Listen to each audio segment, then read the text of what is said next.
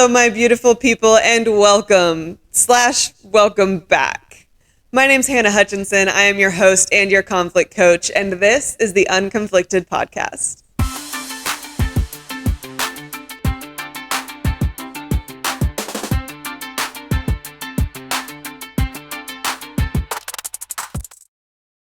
I am so excited to be here with you guys. I can't even explain it. I can't even express it. I am ecstatic. I am elated. I am just so excited, and I hope you're excited too. I'm not here to waste any time. I am not here to mess around. If you have been here a while and you've listened to some of my older episodes, you may have noticed that this podcast has been fully rebranded.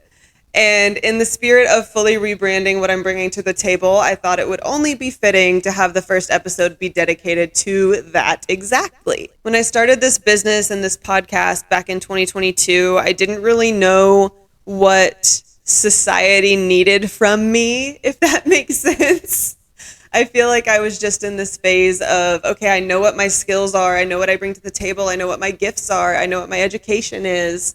I know what I have to say. But I wasn't sure the best way to communicate those things. And in the past 3 years, as I've spoken to people and worked with people and taken clients and traded services and volunteered and just really been in the community and been in the world of conflict resolution and relationships, one of the things I've noticed the most is that people think the goal is to get rid of conflict or to live a conflict-free life. And for a while, that's definitely what I thought it was too. But at the end of the day, it's not about the conflict you prevent. It's about the repair attempts you make and how you handle the conflict that does happen. Because conflict isn't necessarily a sign of a problem. Having a perpetual conflict that will not go away, consistently comes up, and seemingly cannot be repaired, that is the sign of a mismatch, a problem. But just having conflict is simply information about where you align or don't align. And a lot of that is malleable. Maybe it's a hot take, but a lot of who we are is flexible. That's not to say we should change who we are to fit other people's standards or to make other people like us. It's not about that. We should not do that. But what we should do is know that outside of our core values and the things that mean the most to us and the things that make us who we are, there are a lot of pieces of us and parts of us that do change and shift based on the environments we're in and the people that we're around. And that is normal. And what makes conflict turn into a problem is when there is so much rigidity that there's not room for love or care to be seen and felt, whether it's present or not. And so because the emphasis should be on how we respond in conflict and how we repair conflict and how we move forward with the information we get from conflict, the goal shouldn't be to live a conflict-free life or to be without conflict situations.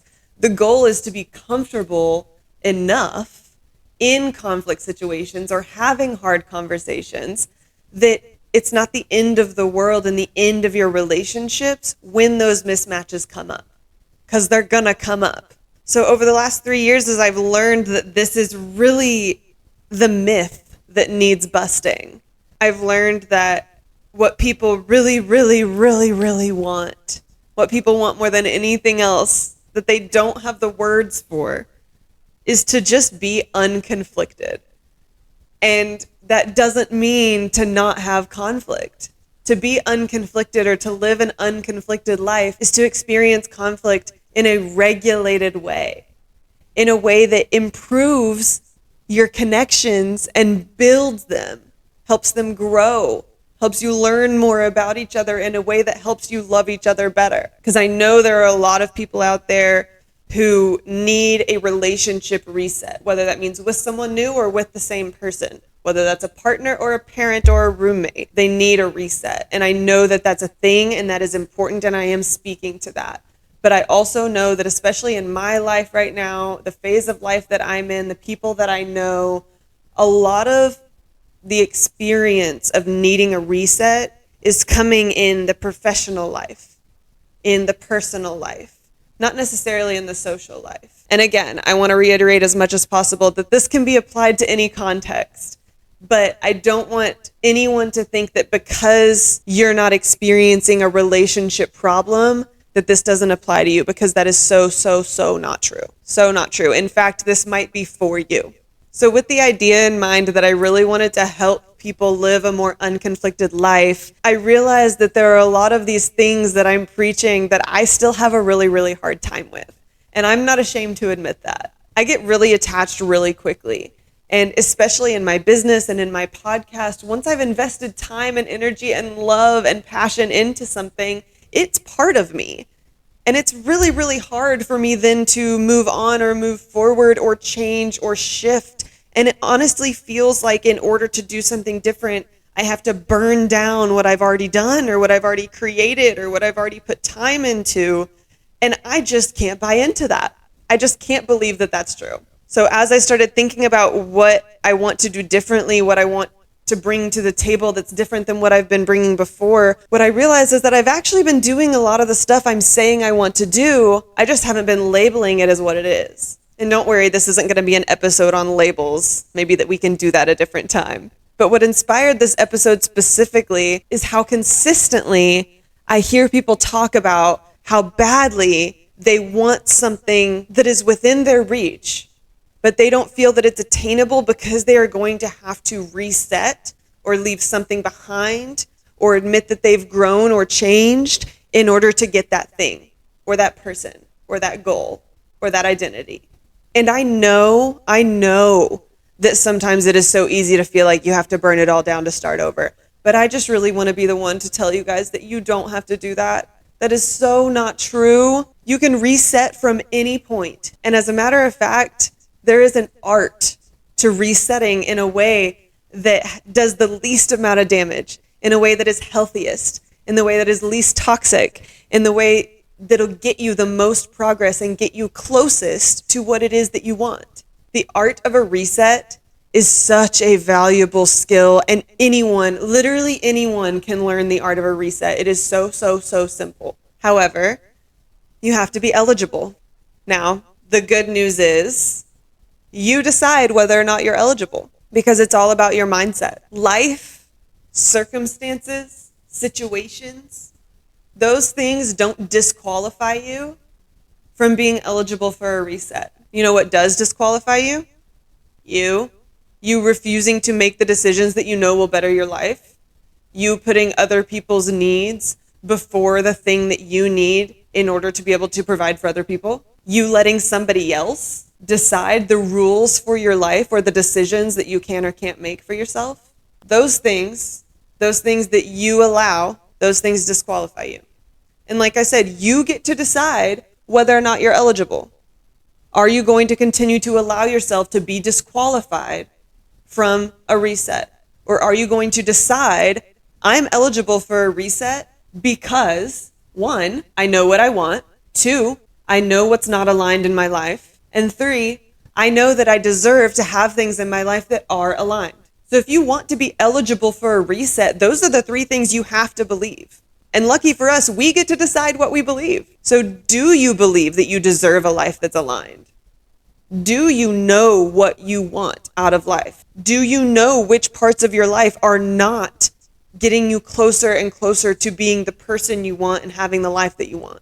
If your answer is yes, and you know these things and you believe these things about yourself and you are ready and eligible for a reset, here's what you do. Step 1, plan what you want.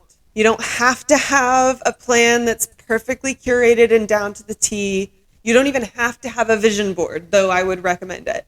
But you do have to have an idea of what your ideal future looks like, and you need to know what's going to get you from here to there, at least based on what you know now. We don't have to be right.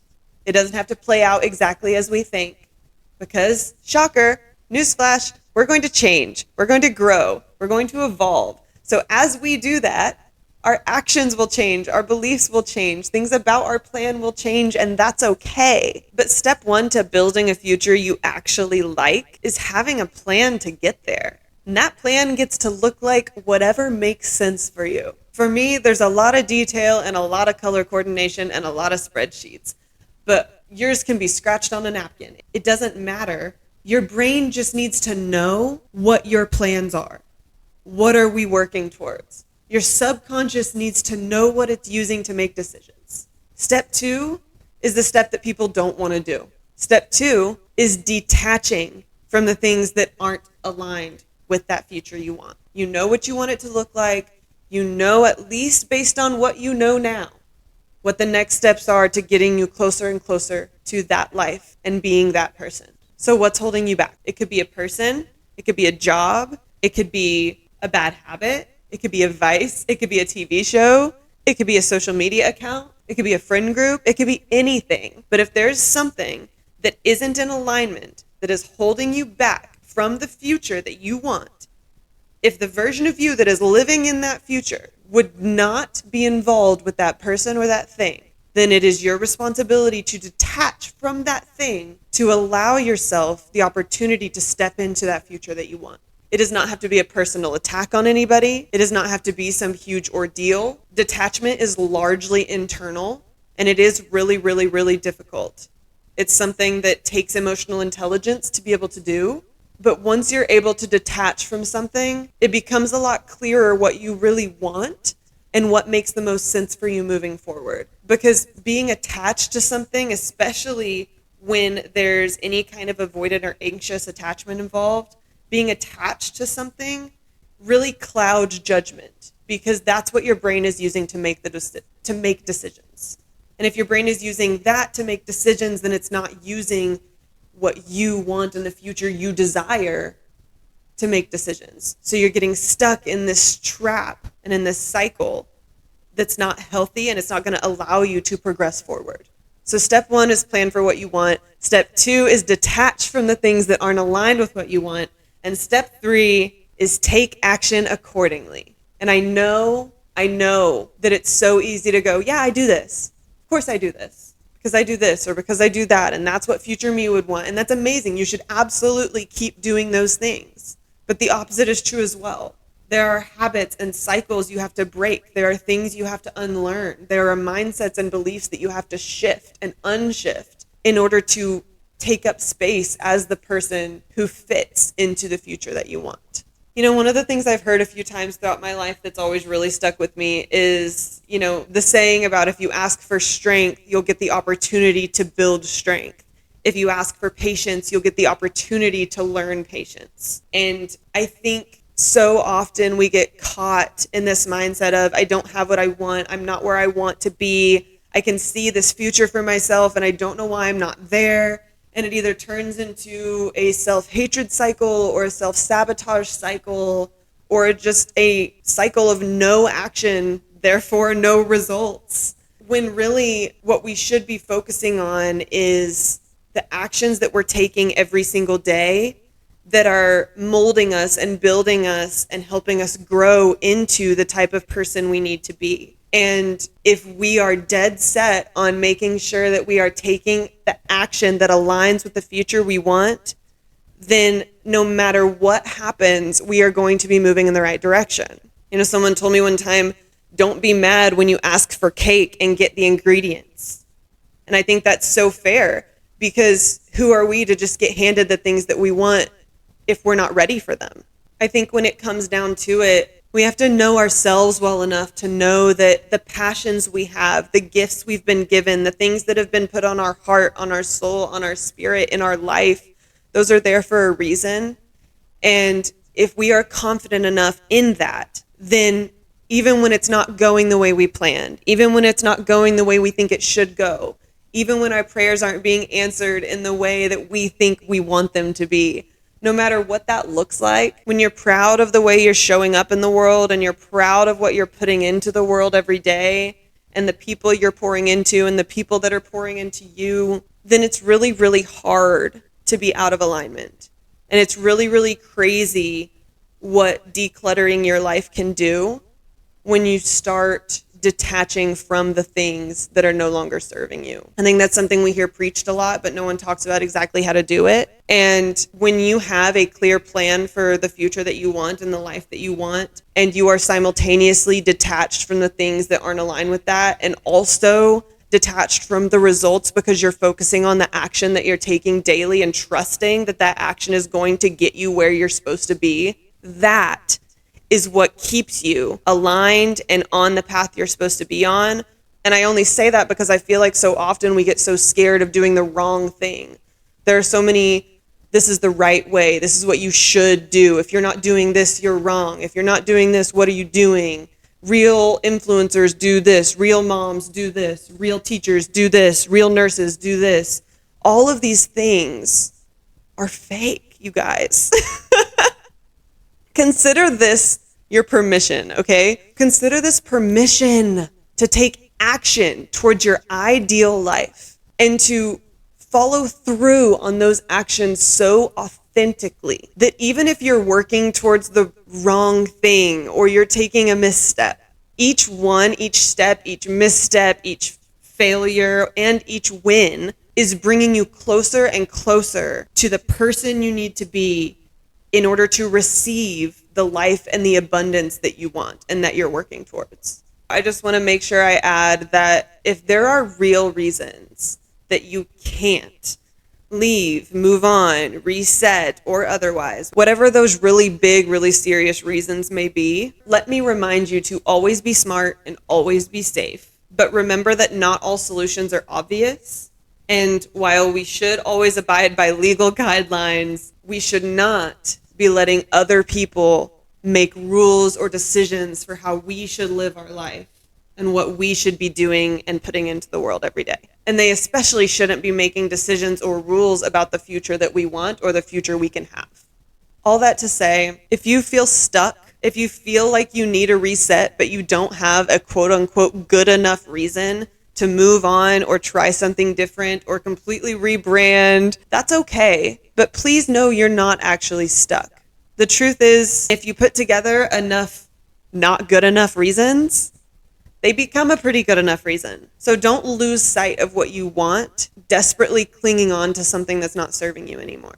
So as difficult and daunting as it may feel, you really just have to know what you want, identify what doesn't align, believe that you deserve a life that does align, which arguably may be the hardest step. Plan for what you want, detach from the things that aren't aligned with what you want, and then take action accordingly every single day so that you don't have to question whether or not the moves you're making are moves in the right direction. I love you guys so, so much. Thank you so much for being here. As always, my name is Hannah. I am your host and your conflict coach. I hope you have a beautiful week, and I will see you next week on the Unconflicted Podcast.